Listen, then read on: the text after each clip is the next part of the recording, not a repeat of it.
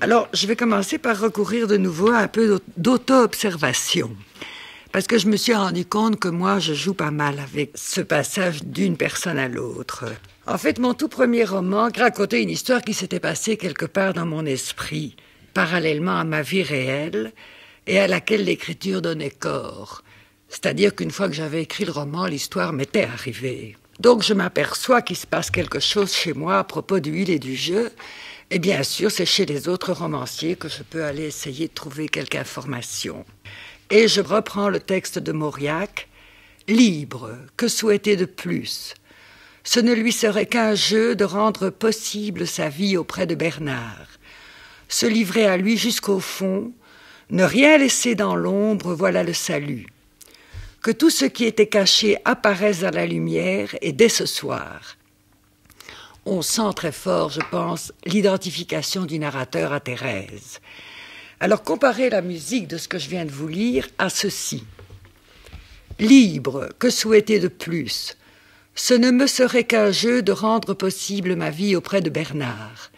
Me livrer à lui tout entière, jusqu'au fond. Ne rien laisser dans l'ombre, voilà le salut. Que tout ce qui était caché apparaisse dans la lumière, et dès ce soir. À mon sens, l'émotion est la même. » Exactement, et une pseudo-distance a disparu. Mais alors on peut jouer le même jeu avec quelques lignes de Balzac que j'ai tirées un peu au hasard de La femme de 30 ans. Au commencement de l'année 1819, la vie lui fut plus cruelle que jamais. Au moment où elle s'applaudissait du bonheur négatif qu'elle avait su conquérir, elle entrevit d'effroyables abîmes. Son mari s'était par degrés déshabitué d'elle. Alors on passe à la première personne du singulier, voilà ce que ça donne. Au commencement de l'année 1819, la vie me fut plus cruelle que jamais. Au moment où je m'applaudissais du bonheur négatif que j'avais su conquérir, j'entrevis d'effroyables abîmes. Mon mari s'était par degrés déshabitué de moi. Dans le vrai texte de Balzac, pas celui que j'ai trafiqué, l'auteur est présent, c'est évident, c'est lui qui parle, qui exprime à sa manière les craintes de son héroïne. Il est plein de sympathie pour elle, il a d'estime pour son courage, il vibre devant ses qualités.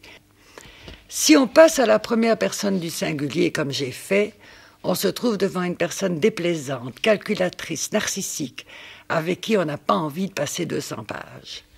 Le tact, la prudence changent de nature. Ce « elle », le « elle » de Balzac était un véritable « elle », alors que le « elle » de Mauriac était un jeu dissimulé. C'est tout récemment que je relisais Orlando et j'étais très émerveillée par ce passage qui traite, alors là, sans le moindre jargon, de la structure de la personnalité telle qu'elle est conçue par les analystes post-cléniens, dont j'espère qu'ils me tolèrent à leur côté. Virginia Woolf ne fait qu'une erreur, qui est de penser que c'est le moi conscient qui a le pouvoir de désirer. S'il en était ainsi, nous vivrions tous dans la paix de l'âme et je serais au chômage. Intégrer. Je me souviens de mes premiers combats avec la notion d'intégration en psychanalyse, qui n'est devenue claire pour moi que grâce à la comparaison avec un orchestre. Chaque instrument joue sa partie, mais selon des règles et des lois, qu'il faut que cela donne un ensemble harmonieux, sans quoi c'est la cacophonie, c'est-à-dire la folie. Chaque part de nous est un des instruments qui jouent la symphonie que je nomme moi. Mais ces parts doivent, d'une certaine manière, garder leur autonomie, rester discernables, isolables au besoin, car elles n'ont pas toutes les mêmes aptitudes ni les mêmes compétences. Je parlais des mauvaises parts comme celles qui nous font souffrir en nous tenant sous la loi de leurs exigences impossibles. Ces parts de nous qui nous encombrent, dont nous ne savons que faire. C'est ainsi que je pense que le besoin de détruire, de débarrasser notre monde interne de ce qui le perturbe, est un des grands moteurs de la créativité.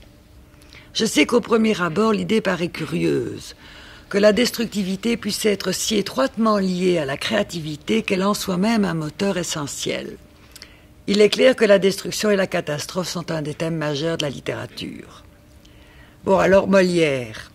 Eh bien, Molière, dans Molière, le malade imaginaire est définitivement renforcé dans son hypocondrie. Tartuffe est battu et déshonoré.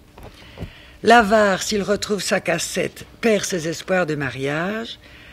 Et dans l'école des femmes, le malheureux soupirant est définitivement éliminé. Alors, les héros de l'éducation sentimentale, ils ne meurent pas. Mais relisez les 3 dernières pages de l'éducation sentimentale, la promenade de Frédéric Moreau avec son ami. Ces 3 pages que je considère comme les plus belles de toute la littérature française, personnellement. C'est la destruction de tous les espoirs, la ratification de l'échec. Et je vous rappelle que Le Temps retrouvé nous montre tous les personnages vieillis, détruits. Il y a donc là un thème dont la constance est significative. J'ai commencé évidemment à me demander ce que fabriquent ces écrivains. Ils nettoient leur monde interne.